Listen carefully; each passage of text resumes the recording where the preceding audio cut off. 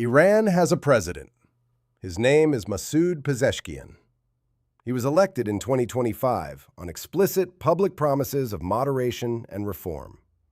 He ran specifically as the candidate who would de-escalate Iran's confrontations with the West, open the country to international engagement, and find a diplomatic path through the tensions that had isolated Iran for decades. He won, legitimately, with real votes from real Iranians who believed in what he promised. And today, in May 2026, he cannot open the Strait of Hormuz even when he has decided it should be opened. He cannot make key government appointments without the approval of military commanders who answer to no election. He reportedly could not get an audience with the new supreme leader for weeks at a time.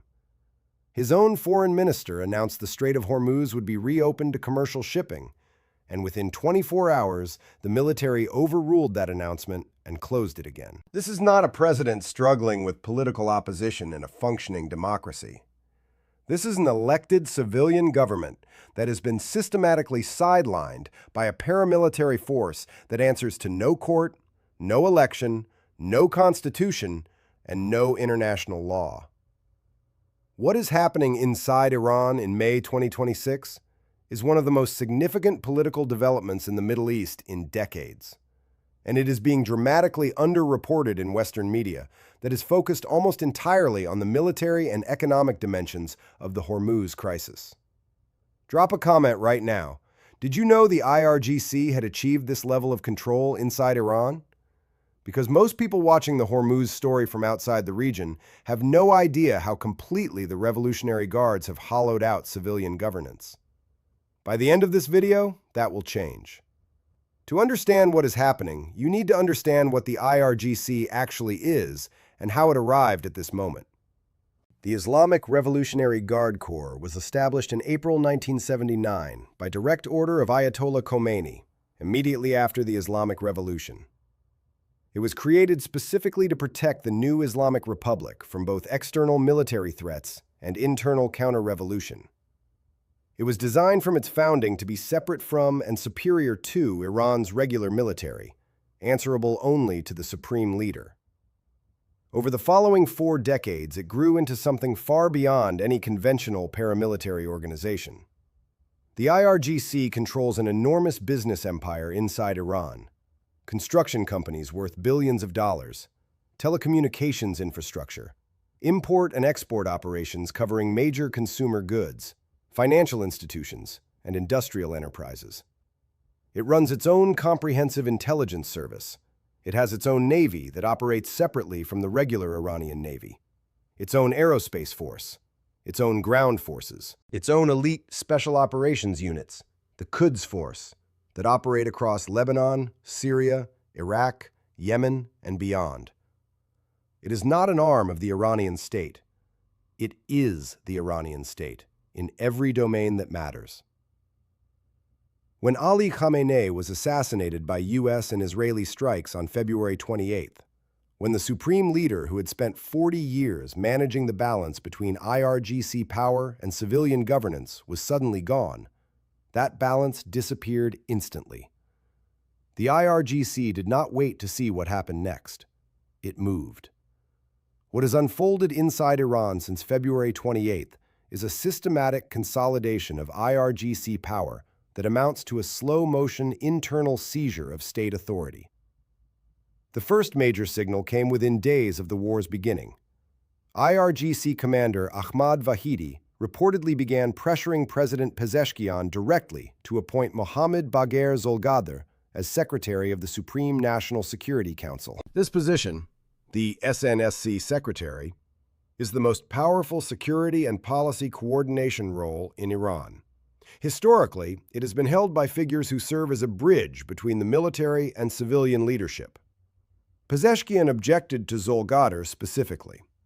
Zolgadar is a hardline IRGC veteran with no diplomatic background, no reformist credentials, and deep hostility to the kind of negotiations with the West that Pezeshkian was elected to pursue. The appointment was forced on him anyway.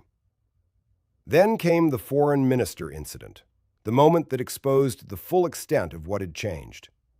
Iran's foreign minister, Araghchi, a career diplomat, a man with actual experience in international negotiations, a man with working relationships with Western governments, announced that the Strait of Hormuz would be reopened to commercial shipping. This appeared to be a potential diplomatic breakthrough. International markets responded. Shipping companies began discussing resuming operations. The very next day, the IRGC declared the strait closed.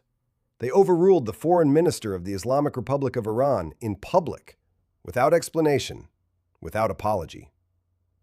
The message to Pezeshkian, to Araghchi, and to every civilian official in Tehran was unmistakable. They do not decide when the strait opens. They do not decide how the war ends. They do not control Iran's negotiating position. The IRGC controls all of it. According to a detailed report published by Iran International, the most authoritative independent source on Iranian internal politics, and subsequently confirmed by Fox News and other major outlets, the Revolutionary Guards have now assumed effective control over key state functions entirely. The IRGC has established a security cordon around new Supreme Leader Mojtaba Khamenei, the son of the assassinated Ali Khamenei, selected to fill his father's position. This cordon is run by IRGC forces, and it controls who gets access to the new Supreme Leader. Ali Asghar Hijazi, a powerful IRGC-aligned security official inside the office of the Supreme Leader, reportedly controls the access protocols for the new Supreme Leader's meetings. Pezeshkian had to wait weeks before he was granted an audience. When Pezeshkian finally did meet with Khamenei, he felt compelled to publicly announce it, specifically framing the meeting as evidence of trust and solidarity between the civilian leadership and the Supreme Leader. That announcement was itself a sign of how unusual access to the Supreme Leader had become for the elected president. The IRGC has also been blocking Pezeshkian's presidential appointments across multiple government departments. When the president nominates someone for a senior position, IRGC commanders effectively review and veto appointments that do not serve their interests. One senior analyst told Fox News directly, "It was always a matter of when, not if, the IRGC was going to step forward even more than it has in the last 3 decades. The war simply accelerated a process that was structurally inevitable." Tell me in the comments, do you think Pezeshkian is actually in charge of anything at this point? Or is he effectively a figurehead while the IRGC runs the country? I want to know what this community thinks about where Iran's political structure actually is right now. This internal power dynamic is directly causing the failure of every diplomatic effort to resolve the Hormuz crisis. The talks brokered by Pakistan, which came closest to producing any kind of framework deal between America and Iran, collapsed in Islamabad in April. One critical reason was that the people sitting across the table from American negotiators did not have the authority to deliver on their commitments. The civilian government could agree to terms. The IRGC could reject those terms the next morning without notice. Iran's foreign minister could announce the strait would reopen. The IRGC could close it before sunset the same day. American negotiators found themselves in the position of negotiating with people whose signatures meant nothing, because the actual decision-makers were not in the room and had never agreed to anything being discussed. According to the Critical Threats Project, which has done the most granular analysis of Iran's internal power structure during this crisis, IRGC Commander Vahidi and his inner circle have secured at least temporary control over not just Iran's military response, but Iran's negotiating position entirely. And the IRGC's logic for maintaining the closure is explicitly dual. First, maintaining the closure drives up oil prices, which imposes real economic costs on the United States and its allies, while simultaneously generating oil windfall revenue for Russia, which the IRGC views as a strategic benefit. Second, and more revealing, maintaining the closure is an internal power demonstration. Every day the strait stays closed is another day the IRGC demonstrates to the new Supreme Leader, to the civilian government, and to every faction inside the Islamic Republic that nothing happens in Iran without IRGC approval. The Strait of Hormuz is being kept closed partly as a military strategy against America, but it is also being kept closed as an internal Iranian power play.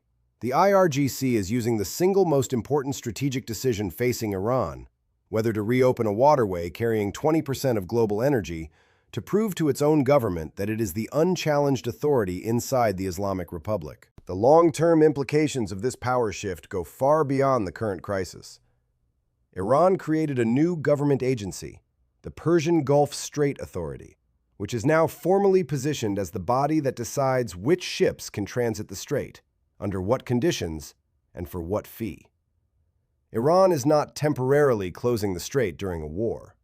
Iran, or more precisely the IRGC, is attempting to permanently establish itself as the authority that controls passage through 20% of the world's energy trade, indefinitely, as a permanent structural reality of global commerce. This means that even if America and Iran reach a peace deal tomorrow, even if Pezeshkian agrees to every term on the table, the IRGC can simply ignore that agreement if it chooses to, because the IRGC has demonstrated that it can overrule the president, the foreign minister, the diplomatic corps, the Supreme National Security Council, and possibly even the supreme leader. That is what has changed inside Iran, not just during this war, potentially permanently. The Islamic Revolutionary Guard Corps was built to defend the Islamic Republic. In May 2026, it appears to have decided that it is the Islamic Republic, and the world has not yet fully reckoned with what that means for the Strait of Hormuz, for Iranian foreign policy, and for stability in the most energy-critical region on the planet. This is the intel room. If this analysis cut through the confusion about what is actually happening inside Iran, subscribe now and hit the notification bell. The IRGC's move is not a temporary wartime phenomenon. It has implications that will outlast whatever peace deal eventually emerges, and we will be here to explain them. We will be watching.